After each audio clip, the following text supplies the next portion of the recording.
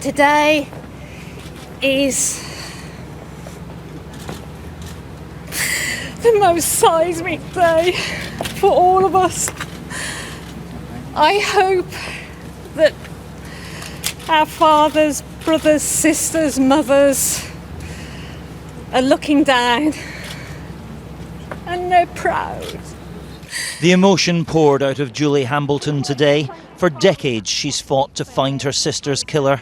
Now, finally, a glimpse of light. Maxine was among 21 people who died in 2 pub bombs which hit Birmingham in November 1974. 42 years later, a coroner has announced there will be a full and proper inquest into their deaths. The truth is fundamental, and like Hillsborough, they have got the truth. Now they want accountability. That is how we foresee our line of inquiry going through the process of the inquest. The case is being reopened because 2 new pieces of evidence have emerged suggesting the police were warned about the attacks. 11 days before the blasts, officers were passed information that Birmingham would be hit next week. They were told it came from the IRA. Then, on the day of the atrocity, a member of the public said they'd heard Irishmen discussing a plan to bomb the city. Neither warning was acted on. This campaign has formed some unlikely alliances. For years, Julie Hambleton thought Paddy Hill had killed her sister. But then, along with the rest of the Birmingham Six, his conviction was overturned. He'd spent 17 years in jail, the victim, he says, of a cover-up. Now he campaigns with the families for justice. I feel ecstatic. I'm glad.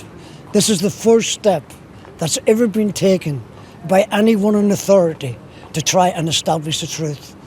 Today, West Midlands police accepted their part in this massive miscarriage of justice, but only after they'd tried, unsuccessfully, to have these inquests stopped. And it is the biggest failing of West Midlands Police. We brought people to justice, but it was a miscarriage of justice. We falsified confessions.